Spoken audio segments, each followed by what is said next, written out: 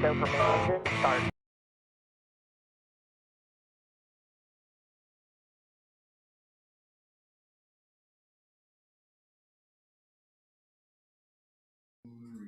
What's going on, everybody?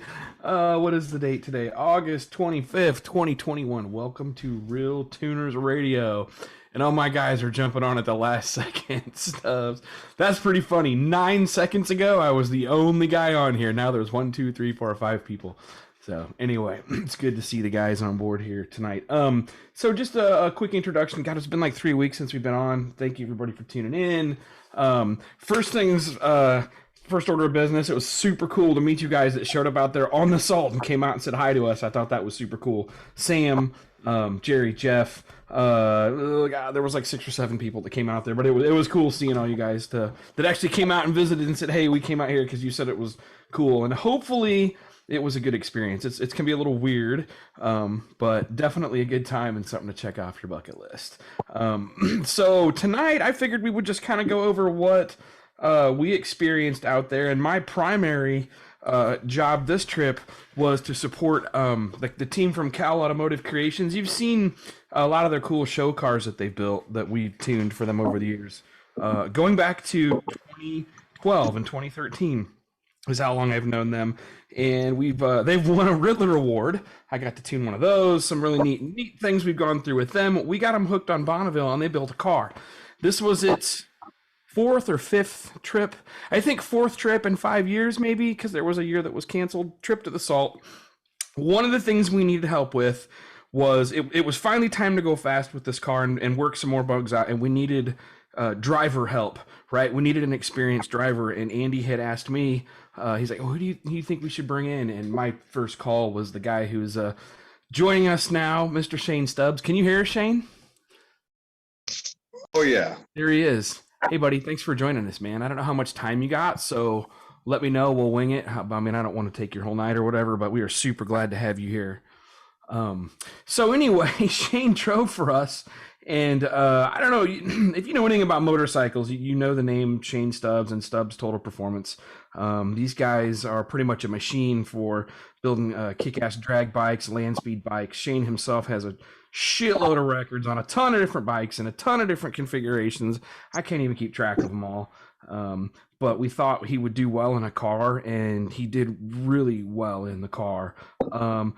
Shane, you want to just kick in what your thoughts were after spending the week out there? Oh. And take all the time you like, dude. We go as long as 2 hours if we need to, but also 20 minutes if that's all you got. No, I mean, it's just what an amazing experience, an amazing crew. Realistically, those guys rock. I mean, it didn't matter what. Yeah, I know. I mean, you get to Bonneville, and in that setting, you get to experience every single thing that can and will go wrong. Right. And I guess the team's ability to adapt and overcome every single time something popped up is what makes the difference from the people that are successful at Bonneville or the ones that come back. And I can honestly tell with this group and the way that everybody kind of just worked together. And the Chi was really good. That I'm already looking forward to and counting the days down for next year. So I mean, what an amazing group, an amazing group, and an amazing experience. I had a blast. I felt that way too. I've liked working with these guys for a long time. It's kind of funny. They're not. You've worked with a lot of racers, race teams. The feel with these guys, this group is a little bit different. They build competition level of the highest order show cars, but they insist that they drive. The one different thing about Andy and his group is they do make sure all the cars work really well. They can't stand a show car that doesn't drive. You can see their Riddler car, their 2013 Riddler winner. Hot Rod Magazine came out and put 300 miles on the car in a day, and we had a blast beating the shit out of it. But they are still kind of like Boy Scouts, or what is the term I'm looking for? They're Well, I mean, we all strive for perfection. So when you have somebody that devotes that amount of time to something that looks like a showpiece, you generally are not really shocked or surprised when it performs as well as it looks. Yeah. Yes. They're craftsmen. That's the term I'm looking for. They're calm craftsmen. They're not getting worked up about anything. For the most part, Yeah, okay, I like what you're saying there. Yeah, they're craftsmen. They're seriously into doing whatever they do. They like to do it the best they can. Absolutely. These guys have, for me, they've responded good to all the feedback we've ever given them. I've Oh, just been their tuner guy. I have really a small part in the car. I help pick the electronics. The car's got it. We'll go into the details on what the car's hooked up or set up with here in a while, but my experience was similar, man. I've worked with them for almost 10 years now, and it's the same feeling. It's a little bit different than working with your typical group of racers, but they're dedicated, they're passionate, and man, do they get shit done. My thing is those guys, and you're a fabricator too, Shane. Between the two of you, me and Jason sat there and watched you guys basically do a whole front stub on that car. It looked like.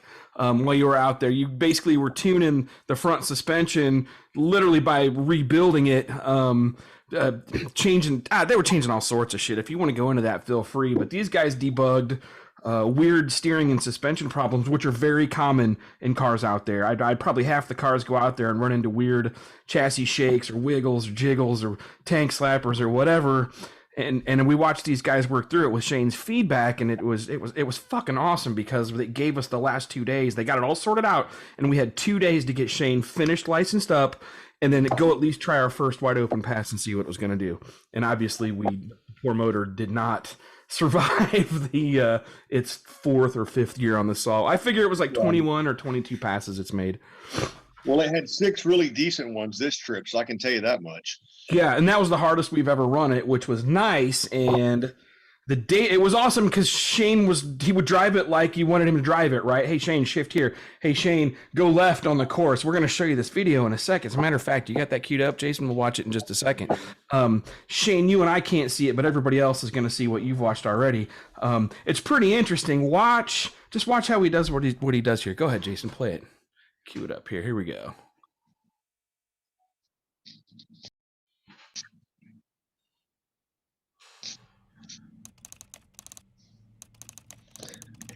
Pretty neat little 3-minute deal that Jason put together, and Kyle, man, dude's got great video. Yes. Oh, Kyle, he loaded this thing down. This car is so full of data and sensors. I can go through all this data with you guys on the logs here in a little bit. I don't want to put everybody to sleep yet. Yeah, so here we're coming off the push truck right here. And his instructions were, hey, try to get to 50 miles an hour or so. And, it's like 50.0. And here he goes, right? It's perfect. Perfect getting off the truck. That's one of the hardest things to do right, too, out there. People don't realize. So anyway, he's on it, 80 miles an hour, 90. You've got GPS mile per hour from the top left. The distance that he's traveled. You got the in-car shot of him hitting the gear shift. It's an air-shifted Jericho 5-speed in this car. Ignore the 6th gear. There's no 6th gear in the car. It's just a display thing. So he's winding it up. We had figured out through testing that we needed maybe 20 pounds of boost or a little bit less to do our number, but we didn't have data to tell us what dome pressure got us what boost on this setup. So it was cool. Shane, we went out one time and he made 27 pounds. He's like, man, that's too crazy. Went out the next time and he made like 7 and he about choked the shit out of me because it made no fucking power at all. He's like, dude, what's going on?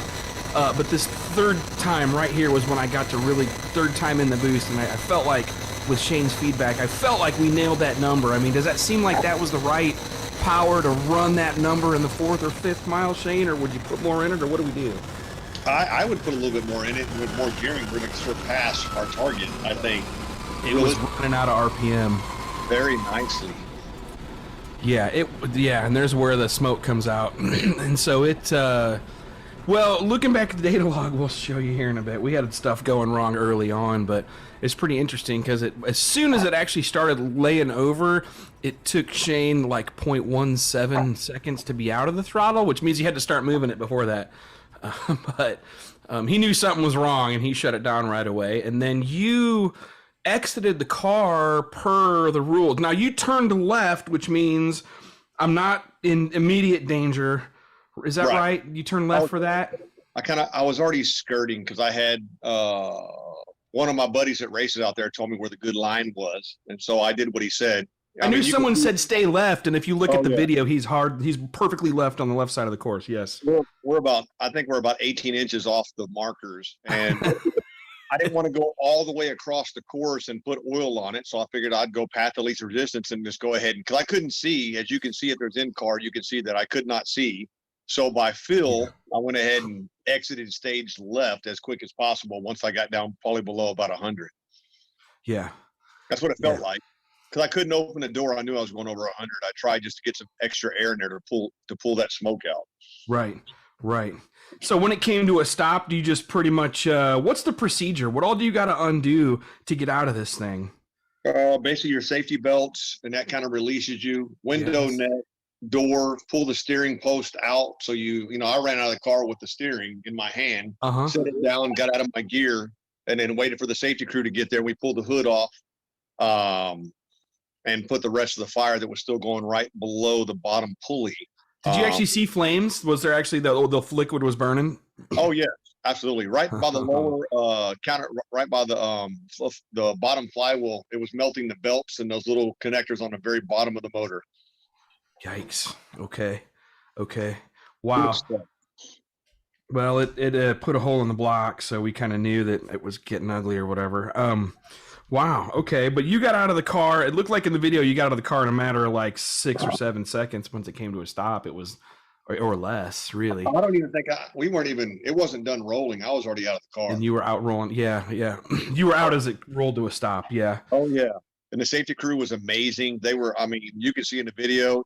How long did it take them to get there? It wasn't much, 10, 20, 30 seconds or something? They were there. I saw a few bubbles on the paint from the barbecue going on underneath the motor. So as soon as they pulled up, flat blade screwdriver, we pulled the hood off, and then it was going. Yeah, they were all about making sure that fire is out if there is a fire. Or that's pretty cool. They don't want your car to get fucked up. I love that.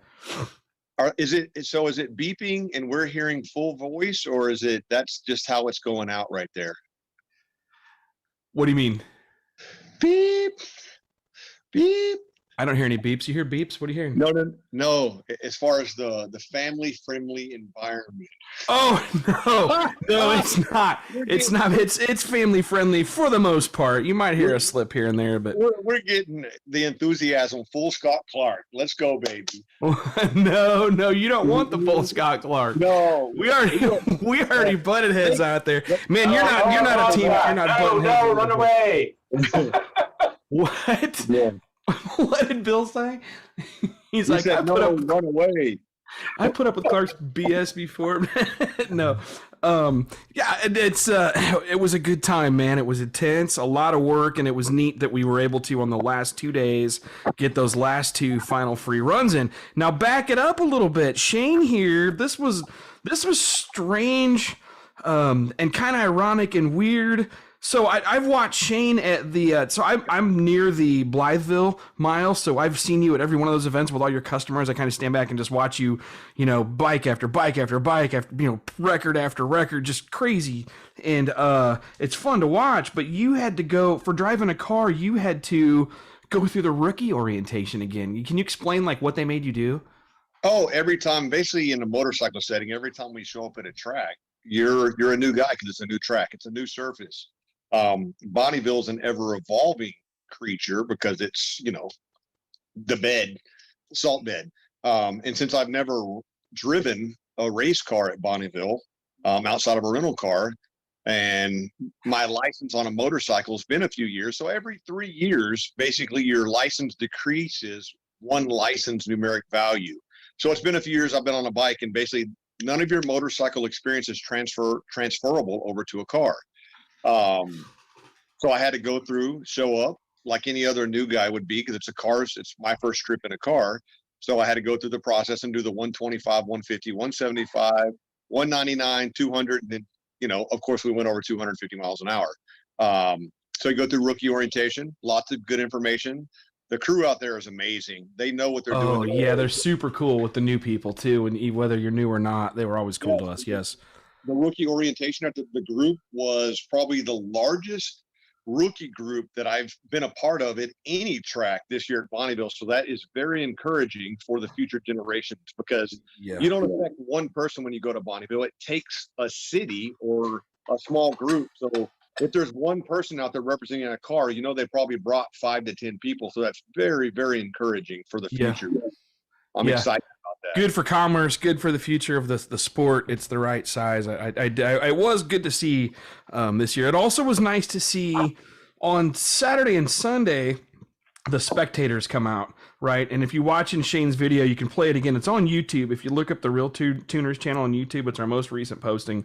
I'll share a link, but you can go watch that video. But look at the crowd on the left side. There's like 3 miles of spectators the whole way, and you can see people doing this and stuff. It's pretty cool. But he described that process of going through rookie orientation.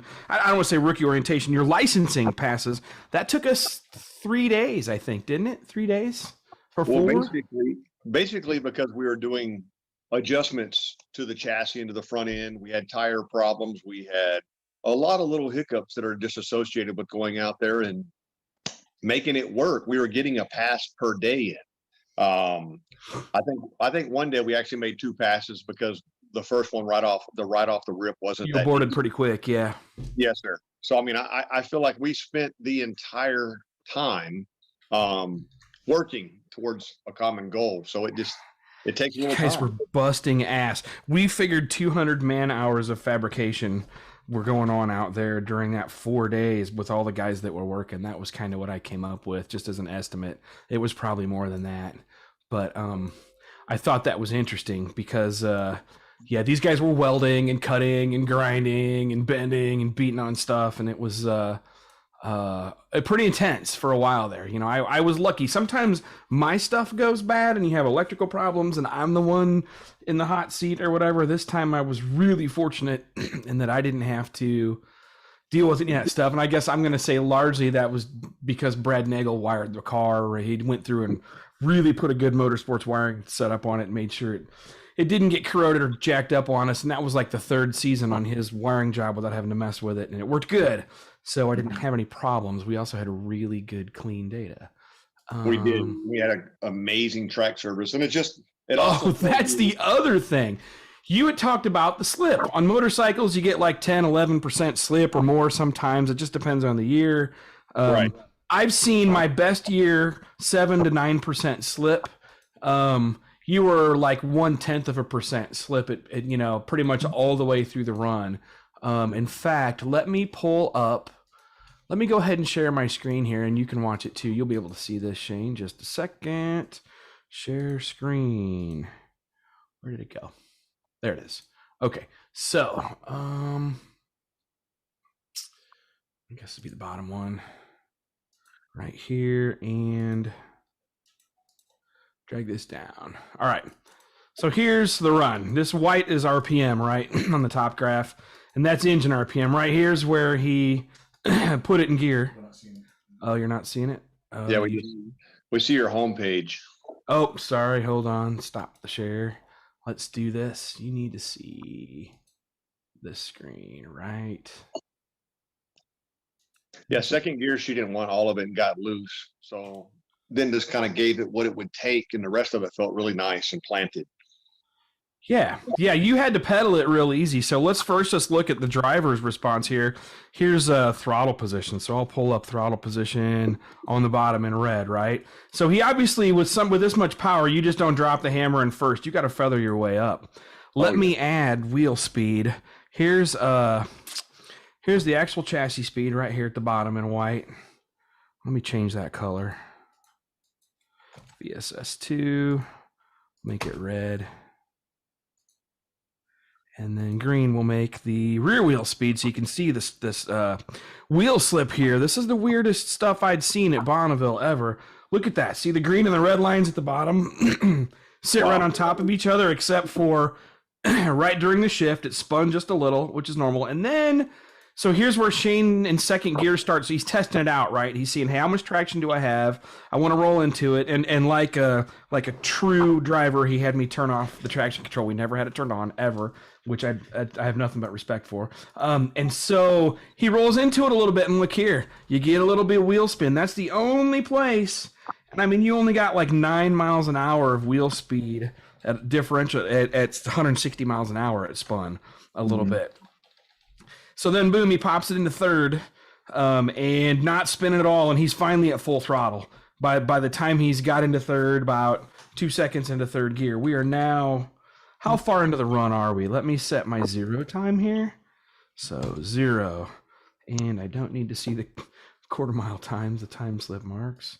Okay, so yeah, you see how long these guys are on the throttle. Well, I had to give you an idea. How long was he on the throttle in this thing? 65.5 seconds. Okay, drag racers, imagine beating on something with 20 pounds of boost for 65 seconds. Here, let me pull up the boost. With a 108 millimeter turbo. Yeah, exactly. So here we go. Here's your boost right here. Now, we had boost by speed set up. I wouldn't say I had the perfect tune, but it was good enough that with a good driver, we didn't have a problem. He was able to feel his way up with the boost. But look at the boost there. In first gear, it only made 5 pounds towards the end of the, right before he shifted, 5 pounds. And then spiked up a little when he shifted. Of course, now remember, I'm doing boost by speed. So here's on my second graph, I'm going to put my target dome pressure. Hold on, or my actual dome pressure. There it is. So you can see what it's doing here. We have it slowly filling up, to basically adding spring pressure on the wastegates. Until it stops moving, and then it levels off. That's the yellow line. And then boom, we have, what are we running? Like 272 kPa on the dome. So 2.5, 30, 40 PSI on the dome, something like that. It takes a lot of pressure on the dome. But anyway, so 20 pounds boost, 17, 18 pounds-ish going out the back. And then obviously here's where it felt bad. Things got kind of ugly. Manifold pressure went away. RPM got kind of jagged.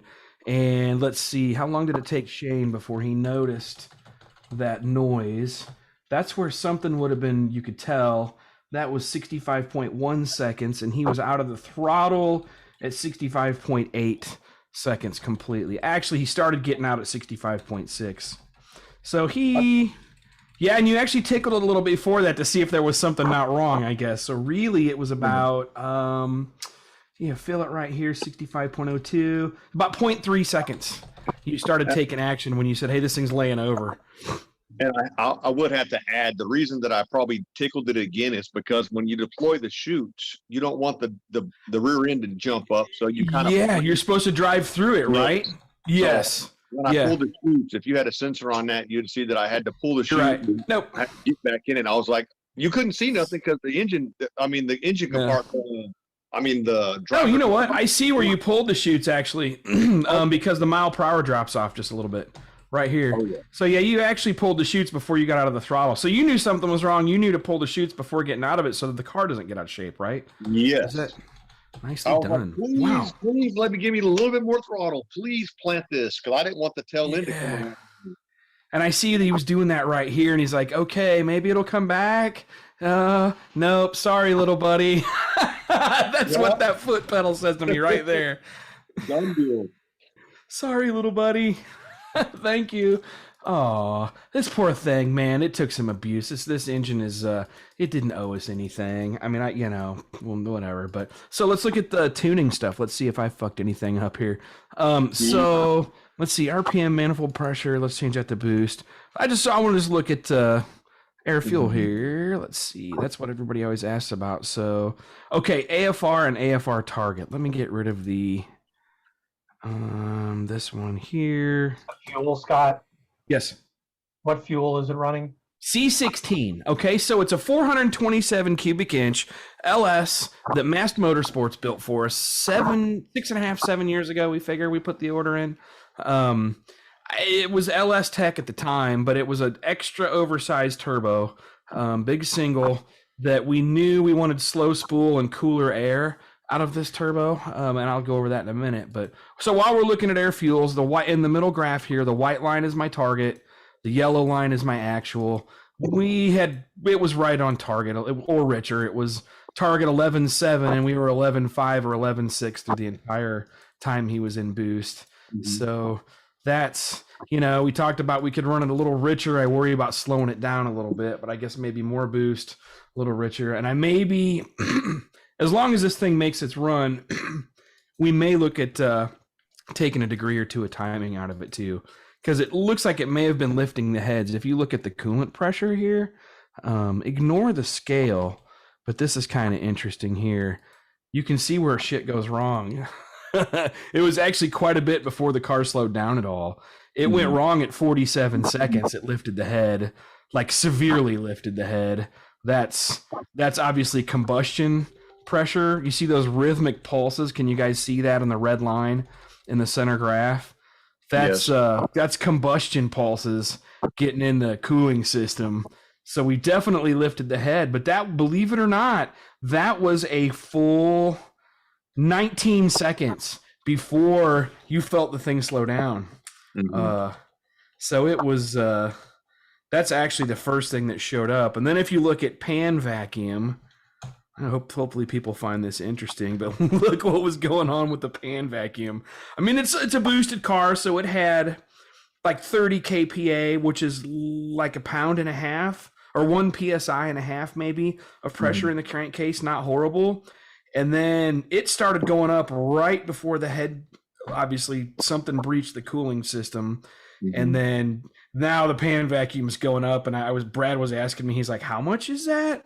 There's 7.5 psi of positive pressure in the crankcase right there, with an ultimate booming peak of almost 177. That's 3/4 of 15.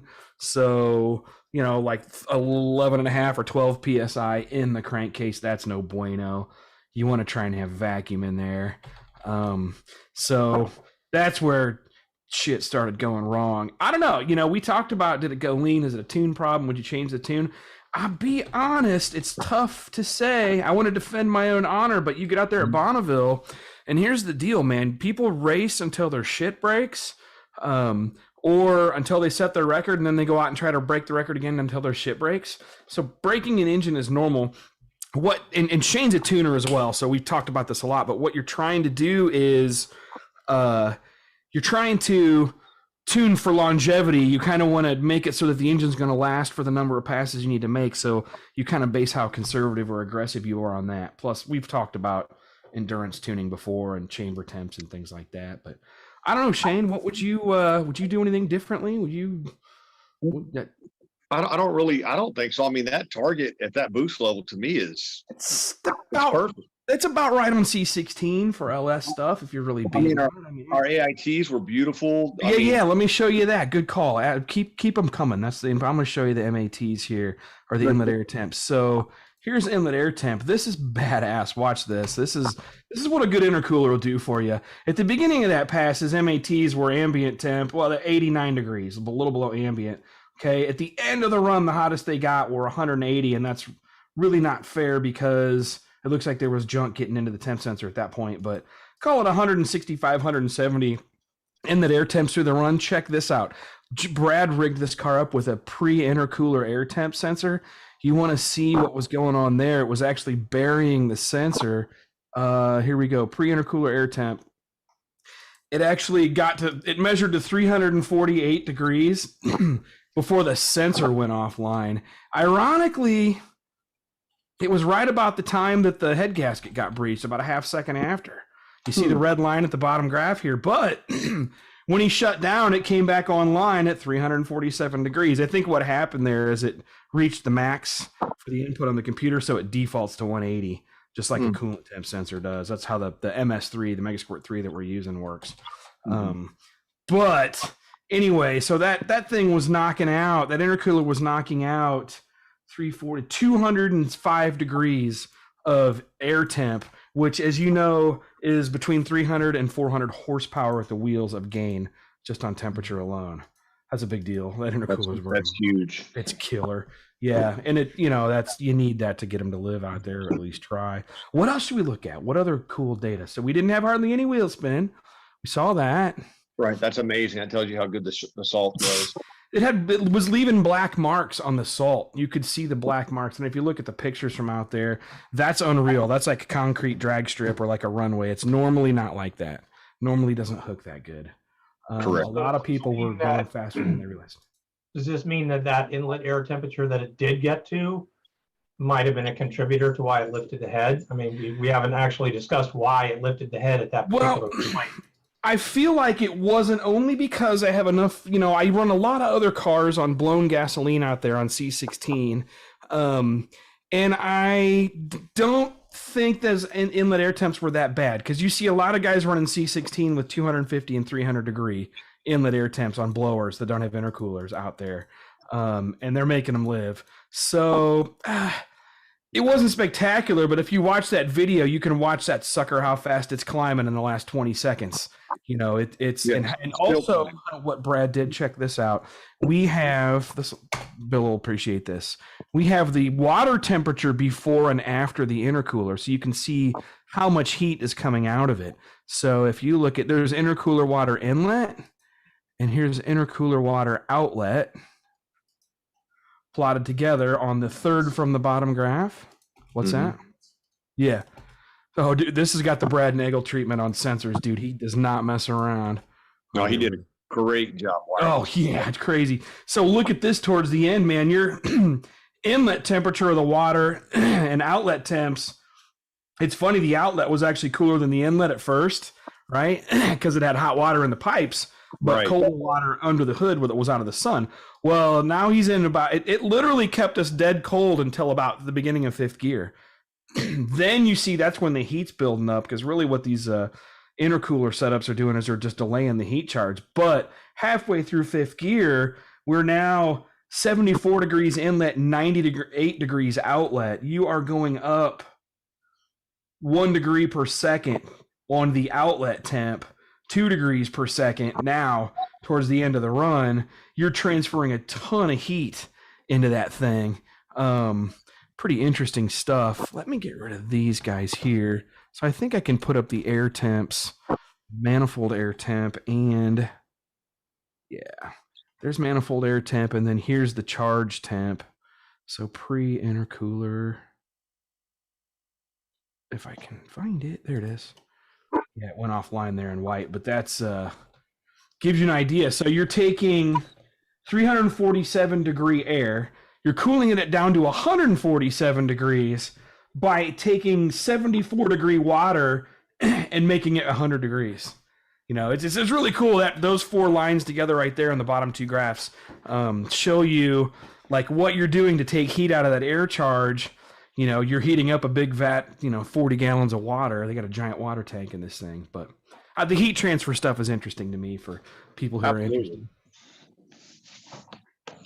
So I don't know. Other questions? Want to see anything else? I mean, let me read off the list of fields we've got on this thing for you. I've got air fuel ratio, AFR target, AFR error, barometer, battery voltage, boost duty, boost PSI, boost target, coolant temp, coolant inlet temp, coolant pressure, dome control, all kinds of stuff for dome control, dome pressure, dome target, duty cycle on the injectors, how much the air fuels are being corrected with fuel.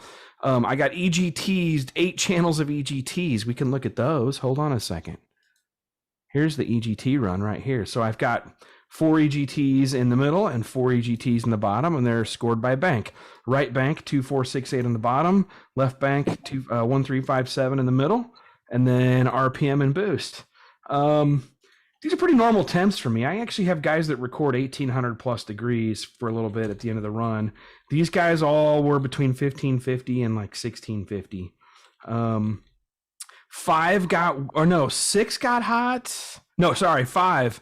You can tell 5 was the one that broke. The piston melted. It wasn't the hottest cylinder through the run. Not even close. It was in the middle of the pack. But it's the one that obviously went, because right before Shane gets out of it, the temperature goes up 100 degrees. And then he's already pulling the chute at that point. Did slot the head or anything? Battery voltage stay flat. Oh, plain old battery voltage. He wants to know about battery voltage. Hold on. So we're getting questions. If people are asking questions, somebody interrupt me. So there at the bottom, there's battery voltage. You look at that. It's proportional to RPM. This alternator, knowing that we have to spin it at high RPMs, it's pulleyed the proper speed. It doesn't put out a lot at idle. Soon as he gets on the throttle, boom, here it comes, 13.5, 14 volts. This is a proper battery setup, and it's totally smooth. The electrical system in this car is perfect. None of this data is smoothed. Mm-hmm. That's beautiful. Yeah, that's good data. And what else? So after EGTs, we've got all kinds of calculated fields: pulse width, a spare temp sensor, spark advance, traction retard, slip time, time through the run, estimated torque, TPS, TPS dot, that's the rate of change of the throttle. Traveled feet. I think I've got, is traveled feet? Nope, I think that's 0. And I don't think the trip meter's not working either. Some of these are blank fields. Vehicle speed, front and rear. I had fuel consumption here. Look at this, gallons used. This is kind of cool. So in tenths of a gallon, we used 1.2 gallons of fuel during the actual part of the run. We probably used 2 gallons when you include warm up and getting there and coasting out and all that. And that's about right. Isn't that what the guys figured, Shane? About 2 gallons of gas? I think so.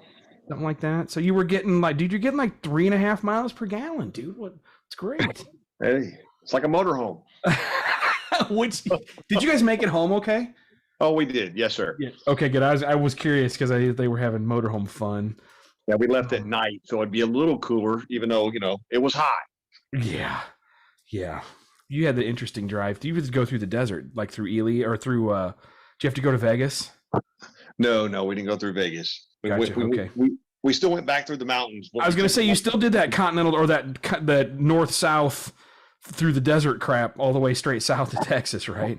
Right. We went through right over or through the Continental Divide area, and it was warm. Nice. Hey, anybody else got questions for me or Shane or anybody else? Sorry, I keep going. I won't shut up. My bad. I was just trying to do the diagnostic thing on it. You said it did window the block? It did window the block. Yeah, it looks like and what happens? Piston melt is probably in one hole was really bad aluminum torch, and then the next, and then 2 other holes had a somewhat they were starting to go as well. My theory here is that we were beat. The engine was kind of worn out and it was kind of not doing good as far as coolant pressure to begin with. My thinking is too much heat for too long, maybe too light of pistons, or maybe we could beef up the build a little bit.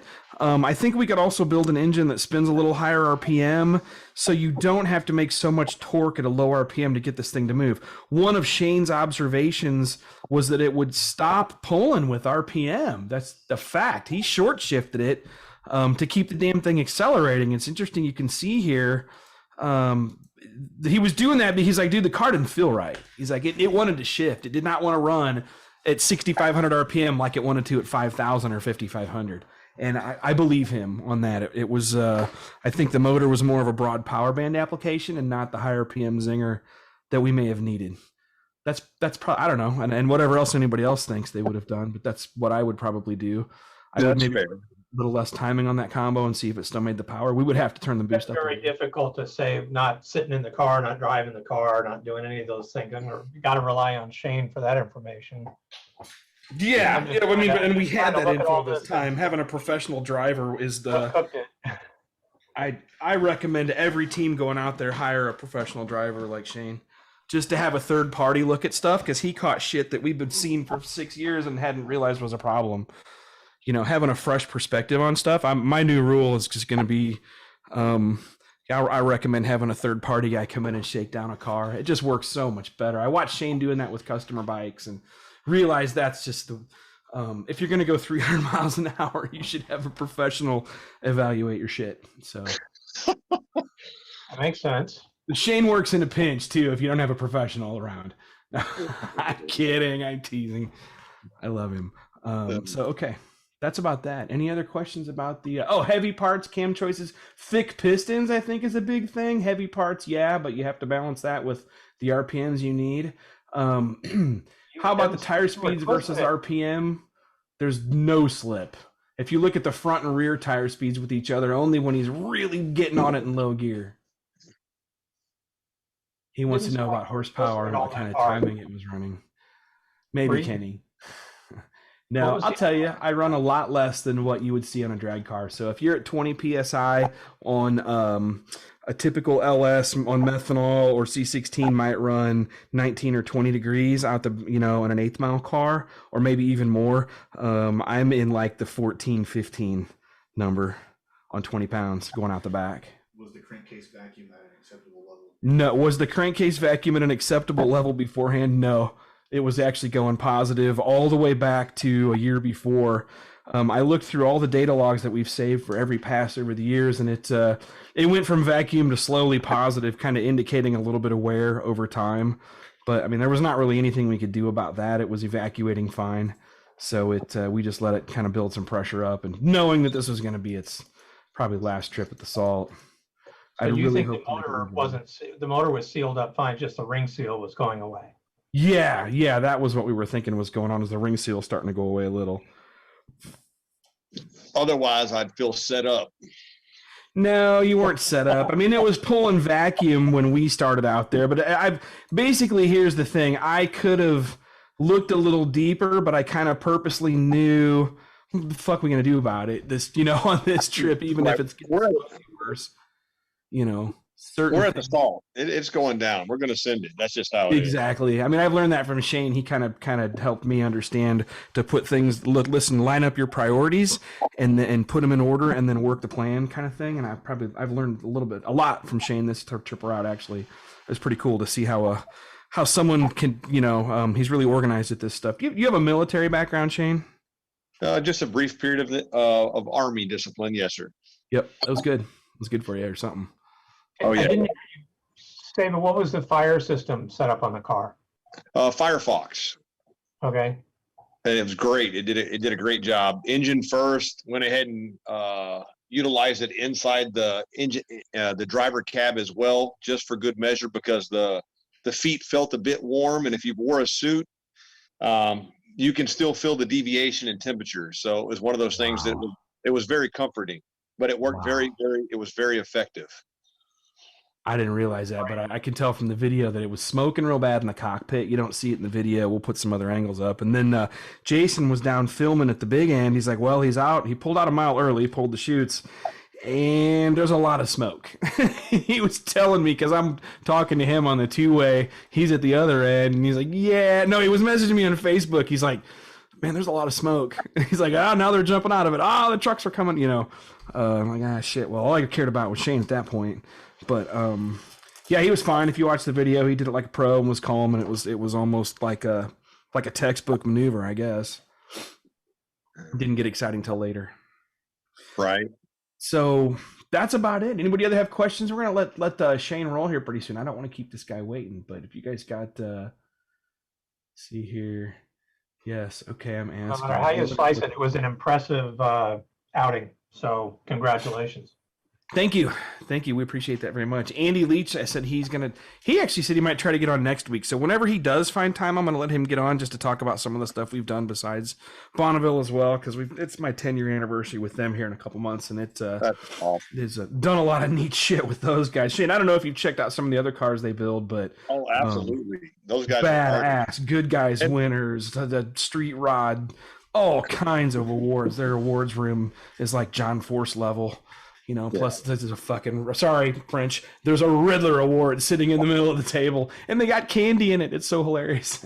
It's like a big bowl thing, and they use it to hold candy. Anyway, but yeah, we'd like to have him on. Anyone else? Oh, what about driver cooling? Do you use a cool suit? Yes. Absolutely. Coolest thing. I did the first day without a cool suit, and I thought, we're just going to go do a shakedown. I won't do it for my 125 license run. And I was like, guys, it's really hot in the car.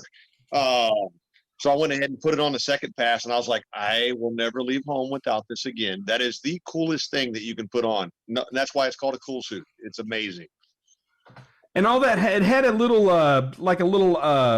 cooler was that water in it, that it was a pump that it's circulating? Is that what's going on? Basically hooked up to a little igloo cooler with ice water in it. And at first it's almost like you go and you're like, oh, this burns. And then it's like, wait a second. Oh, this is nice. He was pretty funny by the last day. You'd hit the switch. He's like, okay. Because it was hot. It was 94 degrees out there. It was nice. It's hot in the car, and you're getting ready, and you're suited up, and you're getting in, and then you're waiting forever because every car takes forever on the starting line. And then I'm going to try something. I'm going to put all the videos I took on my phone up on YouTube so people can go back and watch them again. But I did, if you watch on my Facebook, I documented Shane's runs. If you look at Shane Stubbs's Facebook page, we actually had guys running his phone doing live feeds as well. We would have like 3 live feeds going at a time, and it worked out really cool. People really enjoyed that because it's neat to see not only from the driver's perspective, but from everybody that's crewing, how all the crap that has to go on to make a pass. The live stuff was surprisingly good. I was amazed that you could get that much of a signal out of there. It's not always like that. No, it has to do with network saturation. The first couple days you can't do it, but the after people go away, like Monday and Tuesday, you can get your cell phone have enough bandwidth to do live stream. Very nice. Yep. Answering questions here. Someone's asking if there's a G meter that played into your video. No, is there a G meter? Look on the video. There is a G meter, right? So there's G meter data on the video. Go back and look at our latest YouTube RealTuners edition. There's a G meter on the video, and that first line is 1G. Honestly, man, this is the smoothest chorus I've ever seen. It's the G. It was like 1/2 to 3/4 of a G acceleration, very steady. You know, it's funny. Shane talked about feeling like it was nosing over at higher RPMs. I'm like, no, it wasn't. No, it wasn't. Look at the G meter on the screen on the run. It was nosing over that's when he shifted, because he's like, okay, this thing's done pulling. Time to shift. So it made a lot of sense. I talked to Brad about that. We were talking about that too, because we were going to yell at you for short shift, and then we're like, no, it's actually laying over. You can see on the G meter, he's right. So, man, good feel, man. Hire a professional. Experienced driver thing, I think. I just, I don't always I got to work with some other pro level guys, and some other stuff, but this one was nice because this group needed the help, and they got it in a big way. And I know they love him. They're going to have him do it again as soon as we get a new combo put together. Of course, the bullshit parts weight. We would have been out there in October if we knew we could get a motor, but getting what you want is a huge weight. And Shane, I'm working on parts with Shane for another bike that was going to be out there this year. Shit, it'll be lucky to make next year at this pace. That's pretty crazy. No, we're the salt's too good. I mean, we're scrambling around right now because we're determined to because the other side of this, I do race motorcycles. So we're going to take something out there for World Finals on a bike. I said, well, since we can't take the car, we're going out. We got to go back. The salt's too amazing. Can't just sleep on it. Yeah, you never know. Yeah, for sure. So I know we're going to be back out there for the Turbinator, and Brad Nagel's going to be out there because he's wiring the Turbinator now. He got roped into rewiring the Turbinator because it looked like my trailer from Harbor Freight. So he was like, "We got to fix this. I'm just going to go ahead and rewire this for y'all." And they're like, "Okay, cool." But so it'll be a motorsports grade stuff, aerospace stuff. But yeah, we're going to be back out there in October with Turbinator, and I'm going to be up on the dyno here in about a week or two with our new ECUs, which I will show off here in a minute once we let Shane roll. Hey, my phone is fixing to die. Yep, get out of here. And hey, Scott, I appreciate you having us. Man. I wish we had everybody else in here because we'll get them at some point. We'll get them at some point. All the accolades they can get because that car's amazing. The ability to adapt and overcome to the degree in which we did and come out there and still, I mean, we were 1 mile an hour from the record we were searching for. So, I mean, well, you would have got it, right? So you were about to enter the 4. You would have set your record in the 4 had we not heard it. Okay. Yes. Easily in the 4 you would have done, which means shit, you would it's easier on the engine to do it in the 4th mile than the 5th. And that means also that there's a lot more in it once we get the hard parts figured out. I'm excited about that, but was it stable at speed at 285 miles an hour? Was it stable? Did it steer straight? Did it want to go all over the place? Once you got over 250, like we were talking about, the weight started stabilizing the car. It was beautiful. Yeah. Drag start helping. All right, boss. Well, we're going to let you do your thing before your phone craps out. Thank you for joining us tonight. We'll be in touch. I'll be talking to you soon anyway. Yes, sir. Have a good one, buddy. We'll talk to you soon. Thank you. Bye-bye. Bye-bye. Let's see. There he goes. Cool. So that was Shane Stubbs. Super cool guy. Watch this. Follow Shane Stubbs on STPI, his company. They race motorcycles, drag race bikes, and all kinds of stuff at a high level. Very cool. But anyway, so let's see what else. Okay, check it out. So people are following us on the RealTuners page, and people asked about this on the Salt. This is now it's doing the weird background thing. This is the ECU This is what you remember the yellow box I was doing with the, and I walked everybody through how that worked to control the turbine engine for the turbinator. Well, we got our, basically our printed circuit boards with motorsports connectors, and a nice case with a lid that goes together nice, port for the USB, connection in the back, bulkhead for the USB, which this guy fits into. Pretty cool stuff. So this is about the size. I mean, it's like, I don't know, 2.5 packs of cigarettes worth of engine control module. And this is also based on the Speeduino Drop Bear hardware, the brand new hardware that he's come out with. So cool stuff. Look for me to be posting stuff on Facebook about this on the dyno, I don't know, sometime in the next week or two. They're getting an engine ready, a big dog fresh engine that's supposed to make 4,400 horsepower. And if it does, we'll be putting it in the car. So that's all that's going on there. And we'll be back out there in October. Let's see. Anyone else have questions? Just an observation. Yes, sir. Apparently you can still run pretty well with one of those old junk MS3s. Oh yes. No, I'll be the first to give credit where we've been through all kinds of fun stuff with the people who make that one. But that box, you know, we picked it 6 years ago. What we wanted to run, that was kind of the ultimate deal at the time because Holly wasn't real developed. A Dominator was on, getting ready. They were like V3 or whatever. They didn't have a lot of features that these guys had at the time. So we loaded that thing up, and I mean, it is the complete package. It has 3 microsquirt IO boxes, 1 CAN EGT box, and what else does it have? All the bells and whistles except GPS and accelerometer, but we have that in the video system. But yeah, that old MS3 Pro, that Gen 1 is working badass. It's transmission and water gear ratio. Well, wait, and what transmission and what gear ratio? I don't remember what gear ratio in the car, but I'm gonna bet it's somewhere around a 189 or 190 or 200 or less. Okay, and yep, gotcha. And then the transmission is a 5-speed Jericho air shifted deal. Let's go back to my screen share just a second. I'm going to fire up Megalog Viewer here again. They were asking about. So while it is air shifted, it is manually engaged. We gathered. Yes. Well, no, you've got the deal up top. You pop it in. I guess you do manually engage it, and then you go through the gears. That's correct. I should have had Shane explain that. All right, pulling up the log here, just a second.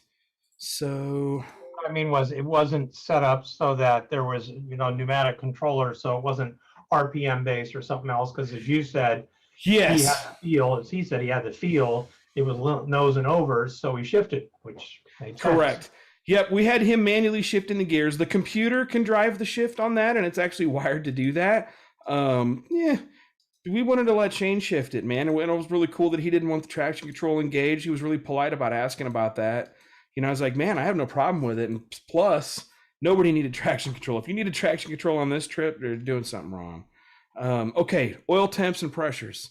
So let me pull mid-pass. All right, let's take a look here. Let me share my screen. And screen 1, here we go. Okay, let me clear this vehicle speeds. And let's look at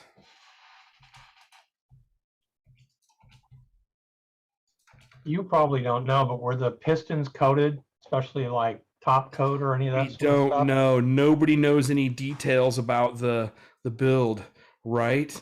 So here we go. Oil pressure, oil temps. He wants to see, let me get back to oil temp. We never did get to look at the just regular old coolant temp either. Oh, gotcha. I'll put that down here. So coolant temp on the bottom. So coolant temp this is coming out of the motor. 114. Sorry, wait a second. That is going into the motor. Nope, I'm wrong. That's going out. Okay. Here's the 2 coolant temps at the bottom. Red is the temperature of the water going into the motor. White is the temperature coming out. So beginning of the run, when he drops it in gear, 113.8 degrees Fahrenheit, coolant. And the inlet, incoming water, was 94 degrees. By the midpoint, halfway through the run, let me set up my 0 time here again. 0. Get rid of Okay, so midpoint of the run is right about here. He's already in the beginning of 5th gear. We are now up to 130 degrees outlet temp on the engine coolant and 96 degrees on the incoming temp. At the very end of the run, when he lets out of the throttle, he's 165 Fahrenheit on the coolant out and 99.2 on the coolant going in. Now remember, we have a non-pressurized cooling system, just a water tank that we're circulating. The engine has its own dedicated tank. Now, oil pressure is in the center graph here, okay, dead in the middle, it's white. Okay, so at idle, when it's cold, 78 PSI, right? Almost 80 PSI. Winds it up in 1st gear, that's about the highest oil pressure you're gonna see, and it shows around 110 PSI, okay? Then obviously as the temp starts coming up, which is in red, now you're at, you start off, the poor oil temp is 95 degrees, 85 degrees. We don't preheat the oil in this engine, which is something that we're kind of talking about, whether we're going to do that or not. We're going to work with the next engine builder. But as the temp comes up, the oil pressure kind of mellows out. To the point at the end of the run, you're showing 80 PSI at 6,300 RPM. And there were some questions about, is that a little bit low or not? We don't really know. We didn't know enough details on the build. Here's something funny. Look at the oil pressure go up when all hell broke loose. Say again? This thing wasn't turning all that fast. No, 6,300 RPM at the end when it cut loose. In fact, one of the things that might lifted the head was when he short shifted because it wasn't really pulling well. We got down to 5,000 RPM and we lugged our way from 5,000 RPM at... How many mile an hour was that? I don't know, a lot, 220 plus, I'm sure. So yeah, it got lugged, but such is life. So we'll rethink the gearing and the RPM and the strategy. We're gonna have more control over the engine we built. Basically, this was like a massed crate motor. But it appeared to lift the head first. It wasn't like bearing went away first. So yeah, no, It was a top end deal first. It was heat, whether it's, I don't know if I tuned it fatter, it's going to be slower. You'll notice that this car was just slowing down at 285. We had targeted, I wanted to make no more power than we needed to run that number in the 4. And I feel like we predicted that as a group really well. Me, Brad, Shane, Jim Carls. That's really pretty amazing. Yeah, I felt like we picked the right power level to get the number at least. That was kind of what we were going for. I didn't want to put 35 pounds in it and be a hero and have it melt in 4th gear, So we tried our best with what we had. But now they've got enough kind of motivation in the team that they're going to put a real engine combo together and really go for that, go for the 300 number. It didn't help that the other people in our category that were there racing in the same class crashed hard. They're fine. Driver was fine. Good car, good race car build, but they crashed. So it was a little bit scary, but our car is aerodynamically not great, but it's stable, is the big thing. Stable is very important. Yeah. So the Jericho, no, we probably wouldn't do it again. You can't pedal that transmission. It's too much of a drag racing transmission. You can't decelerate. You can't let off. It pops it out of gear and ratchets, and then it fucks the whole transmission up. So you got to be either accelerating or clutch it and start over. Yeah, it might be interesting to look at what kind of clutch you run too, because with the salt that good, nevertheless, you were seeing it breaking the tires loose on the shift. So something that maybe shift just a little softer wouldn't be the worst idea either. Truth, yeah. It wouldn't upset the car. On that surface, you could get away with it more. If it had been a worse, more typical of these recent years surface, it might have spun for 200 yards. Yes.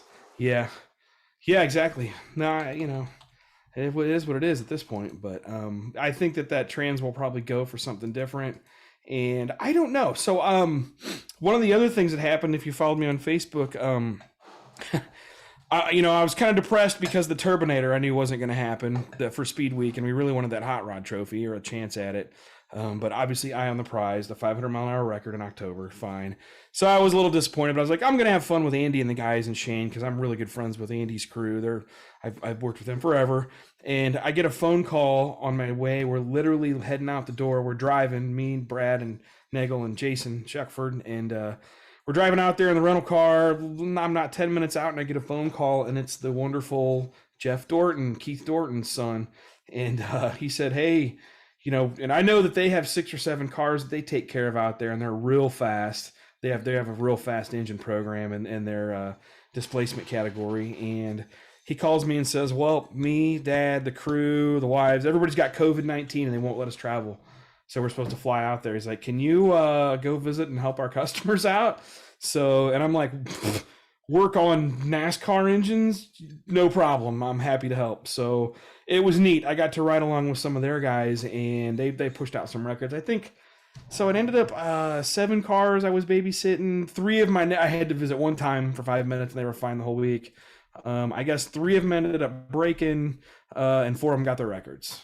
So it was pretty cool. The Dortons have started experimenting with forced induction on their SB2 based combos, and those things are pretty nuts. 10 pounds of boost gets you 1,400 horsepower out of a 300 cubic inch motor, or 330 cubic inch motor, I think is what it was.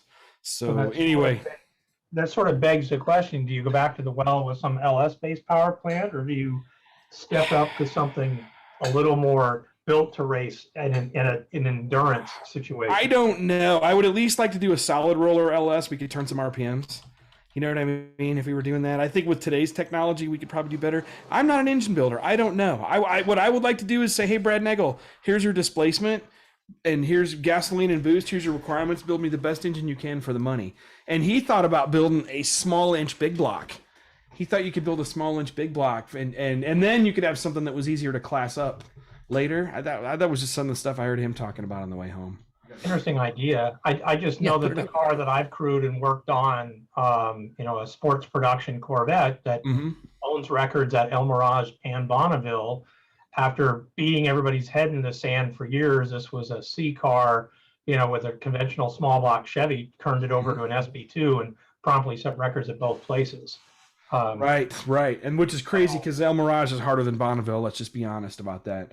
That's a real hard place to set records. Very competitive. Yeah, no so if you look at that picture that's up, he's got a picture of the Dorton car. It was a rear engine modified Roadster. This thing ended up going 279 miles an hour on our 201 mile an hour record. So these guys were just blasted that record, and I actually rode in the push truck with them. I got to tune that for them. We struggled a lot with the tuning on this car. The first pass, it wouldn't even get off the push truck. Second pass, it puked and stumbled and sputtered for a quarter mile, and then finally took off. And then the third pass, I got it. So it was another one of those cup car tip in. If you cannot try to run those engines below 4,000 RPM, they just will not pull. But anyway, so that was the one car that really blasted its record by like 55 or 60 miles an hour or something ridiculous. That was fun. I was actually, some people might be annoyed at that, but I was glad to see those guys run at a record at a legitimate number for what it ought to be, if that makes sense. Because, when they redo these, records and re-index classes and do this other stuff, and you start out with these, no record classes, it just needs to be 201 or whatever. It's like, yeah, then people could incrementally do that stuff for years. And I was glad to see them actually go out there and hit it. Yeah, I agree. It's funny from an observer standpoint, which I get this front row seats to the circus sometimes. Strategy can play a big part, in how your week's going to go, a huge part. But yeah, so anyway, any other questions? Let's see here. Jerry, is it Jerry? Asks, so Scott, how has LSR changed your opinion? God, I can't see from the screen. Hold on. Perspective on drag racing. I like it because it's a little more historic. It's a nice break from drag racing. It's the right time of the year. It teaches you a lot as a tuner. You go out there with your drag tune-up and you go about a mile and a quarter before shit melts down. So there's a kind of a strategic element to the tuning to making stuff live.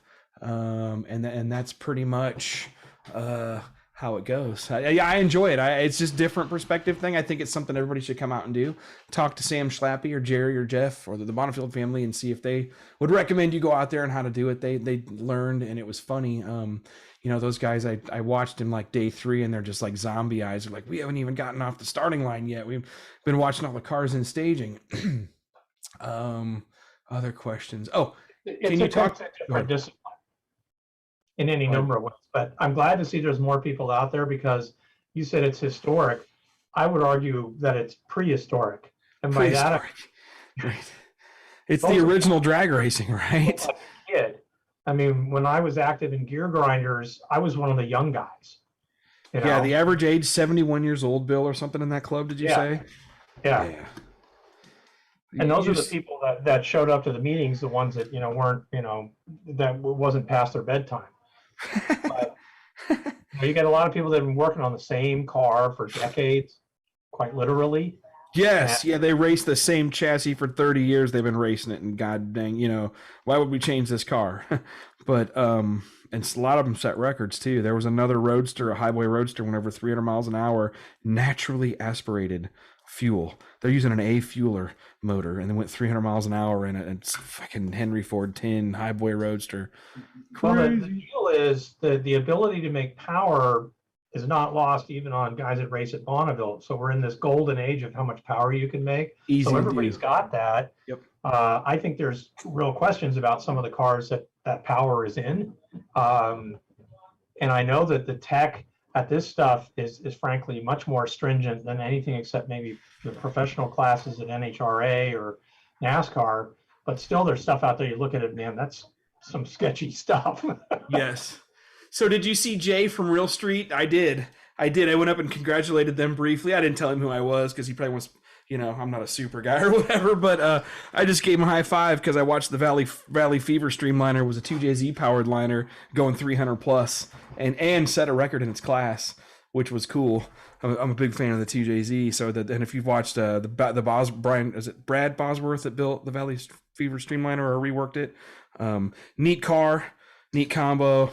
And the, you know, high five to the 2JZ guys because they're going fast out there too. Let's see.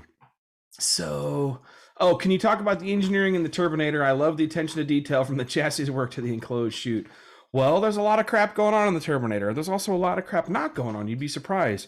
So it's belt drive. It's got 3 belts. Okay, there's a belt that goes from the output shaft of the engine. Well, sorry. The engine's output shaft is going to a 2-to-1 gear reduction box. Out of that box is a belt drive to a common shaft, and then that shaft goes alongside the driver front to rear, and then there's another belt in the front and another belt in the very back that transfer the power to the differentials. So it's all-wheel drive, right? So it's kind of neat, no gearbox or anything. And then, yeah, so it's pretty homegrown, weird. But so let's see what else. The chute, you just got to go look at the chute deal yourself. It's got all kinds of safety mechanisms and an over-centering deal.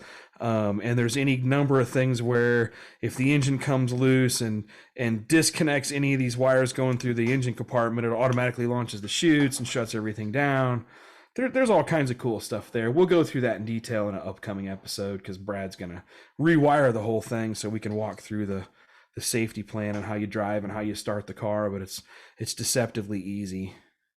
Then ask if Brad can take a lot of pictures because, you know, thus far what we've mostly seen is a yellow plastic tub. I know.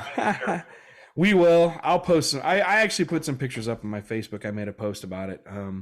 But I'll share some pictures in the group so you guys can see what the turbinator looks like with the skins off. I do have those pictures now. I think some more pictures of the car Shane was driving. I mean, it's a beautiful car from the outside, but, you know, we don't know much from, you know, looking at those pictures. Yep. Where do you want me to put those? Because I have billions of pictures over 7 years for that car of the build all the way through. Maybe I need to create an album on the RealTuners. Where to post them and then tell everybody here in the audience where they're going to be. RealTuners Radio podcast fan page. Find it. By morning, I'll have all the images of the CAL Automotive car, maybe on my Bonneville stuff.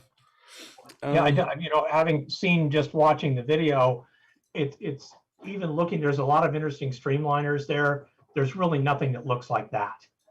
Yes, you know? Yeah, I know. Honestly, it was a sketch by Bob Thrash.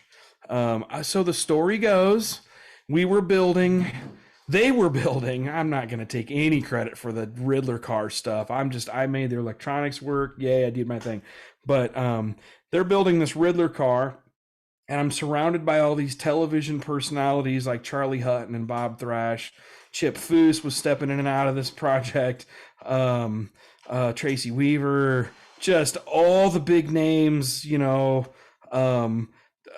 that business. And Bob Thrash is like, hey man, so you race at Bonneville? Like, yeah, I've been going out there like 10 years now or whatever with a couple of different customers, got a couple records and whatnot. He's like, man, he's like, all of us hot rod builders, that's kind of the thing. Bonneville's like the legendary thing you look up to. He's like, I'd really like to just go check it out sometime. I had this idea for a roadster and I don't really know what class it would fit in. And he sketched, he took a permanent marker and just about 10 seconds. And I posted that picture up, started this whole thing, and it was a badass sketch from some super duper artist in like 10 seconds. I'll post it up there. I'll do a write up on it in the fan page. But it was neat. That's where it started. And then they said, well, we could build this. And then they came out to visit after a Hot August Nights. They were driving out to Hot August Nights, and we're going right past Bonneville when we were out there. It's been 6 or 7 years ago. And I said, hey, guys, I'm out here. Why don't you come visit me since you're driving by? And they did. They came out on the Salt, and then 2 seasons later, they had a car out there.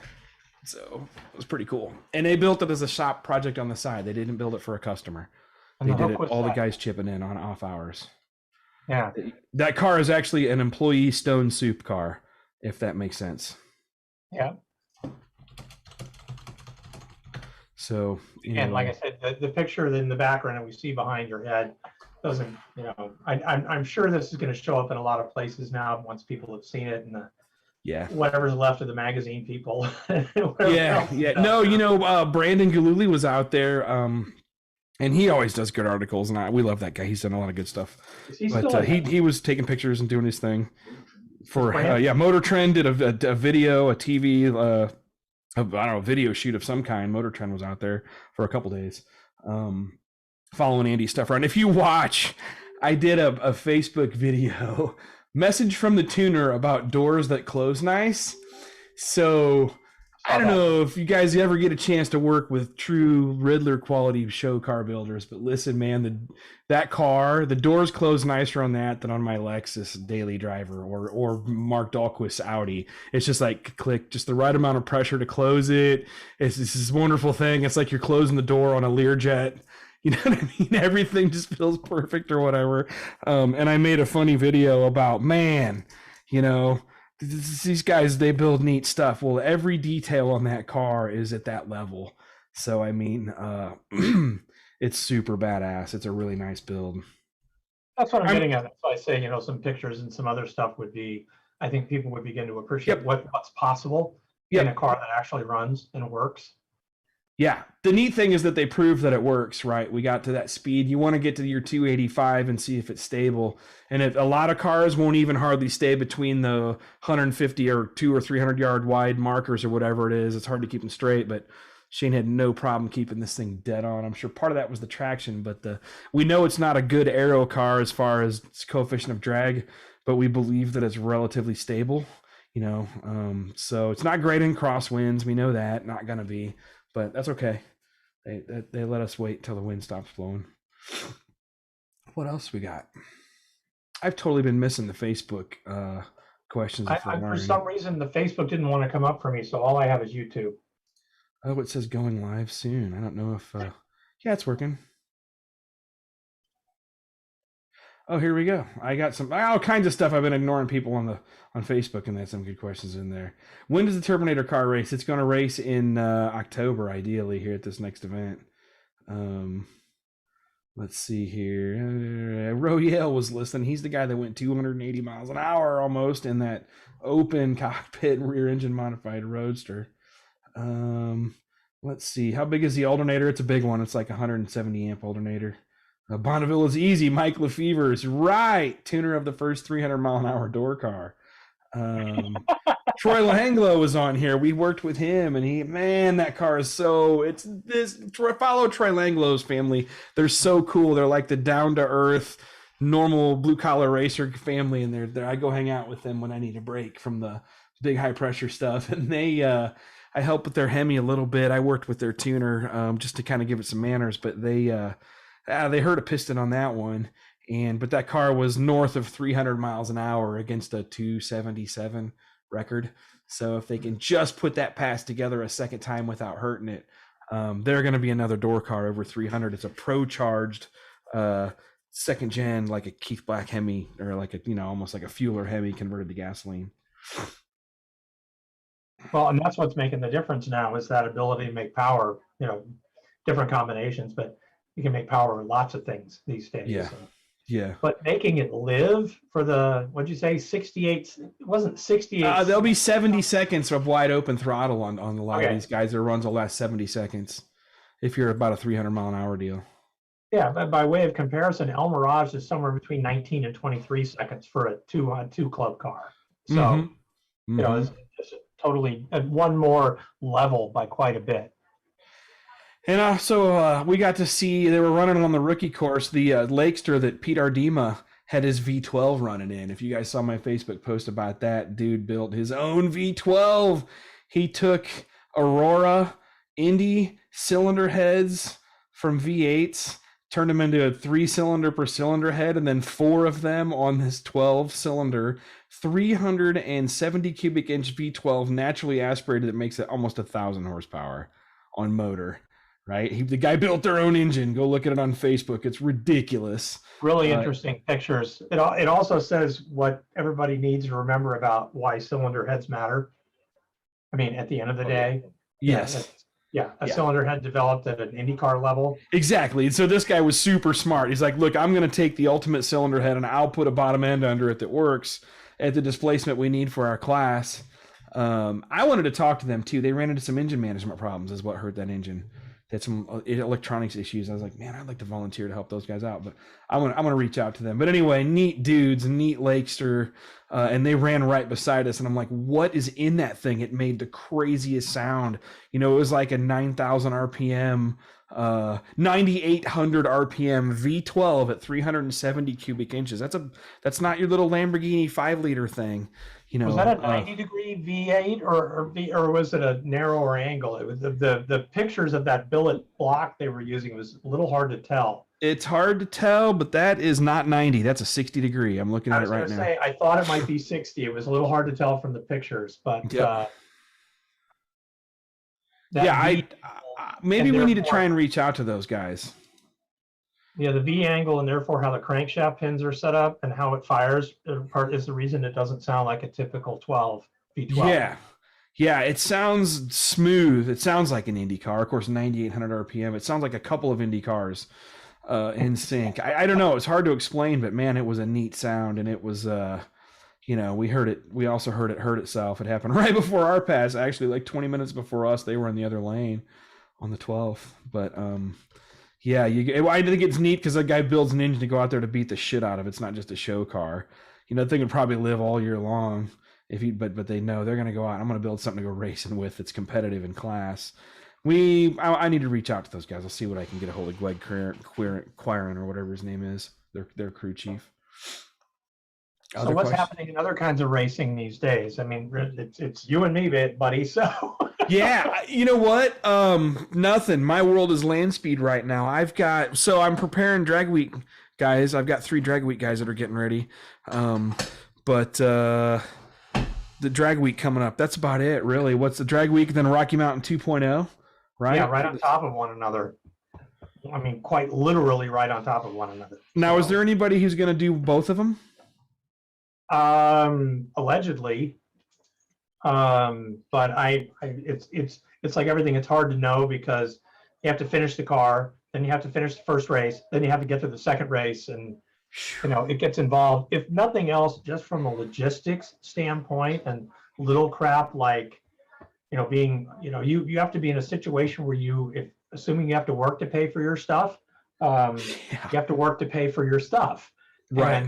And you need 3 weeks off, 4 weeks off, kind of. Yeah, it's suddenly 3 weeks. Never mind the cost of getting the stuff built and running, and then there's the difference between, well, if you're going to go do it and you're doing it in a Hellcat or something, well, So Poor Robert Williams for taking his Hellcat out. I feel so bad for that guy. They gave him so much shit because his other car wasn't ready.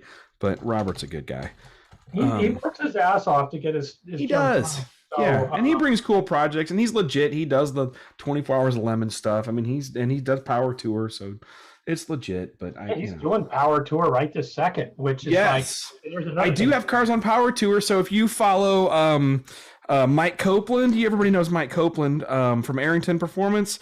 If you watch, he's driving the Rampage. I tuned the Hemi in that for them. And I've never been in person with it. We did it on their Mustang chassis dyno, me and their guy Daryl. I wish we could pull up a picture of this because a lot of people in that might not even know what a Rampage is. And then you want to share your screen? If you got a picture up, I'll go find one of his. Hold on, I'll find it. I don't. I'll find it now. Hold on. Keep talking. My point is, this is a rear engine, as in behind. A Rampage is, you might call it a miniature El Camino or Ranchero or a Ute if you're from Australia, but it was a tiny little thing sold here briefly back in the 80s, I think. It's a mid 80s car, 87, something like that. I'm sharing the screen right now. Yeah. There's the Rampage. Look at that. It's got a rear engine or a center engine Hemi. It's a badass naturally aspirated Gen 3 Hemi. It's their top of the line monster build. I don't know what it makes. 600 horsepower, probably 650, 700. Yeah, and this thing is really set up as like, sort of a, I don't know, Optima challenge car more so than a drag race car. Correct. It's a handling car. It actually did really well on the Optima challenge too, by the way. Yeah. As an invite. Yeah. Now, perfectly batshit. Mike's bragging about 18 miles per gallon on this thing on Power Tour, and I'm like, we haven't even leaned it out yet. But we're hoping to get some road time with him remote tuning. It's actually really fun to do when they're on the road trip. So that's kind of a guy. I hope everybody within the sound of our voices, if you can get to a stop on the Power Tour, go check it out. Go find Mike and the Rampage. I think they're there. Tell him you saw us here and we talked about him. Yep, he's a good dude. I think they're here. They're there under the Arrington Performance banner. He's actually. I believe so. They're also Diversified Creations, but they do custom cars for OEMs. They do a lot of neat stuff. I have a tune for them tomorrow for the guys back at the shop. They also did sponsored the Woodward Dream Cruise deal here recently, so. They were busy. This is a busy summer for the guys at Diversified and Arrington, but we love them. Good friends. Mike's a hoot too. He's just a great guy to hang out with, talk to, all that stuff. Yeah. So he a little way, he's kind of like Chip Foose. He's everywhere doing stuff all the time, but always with a smile on his face. Similar type of thing. Yeah, but he's more of a go car than a show car guy, I think. His stuff always looks good, but Mike always builds these subtle OEM looking things that are monsters. You know what I mean? That's his things, but he's subtle, but cool. Mike was also involved at Lingenfelter for a number of years. I've worked with him on a bunch of things. Cool guy. So, all right. Hey man, people are running out of questions. I'm going to let Bill go here. If anybody else has any other questions, let us know. Apparently not. That's the sign, Jason. Cue up some tunes.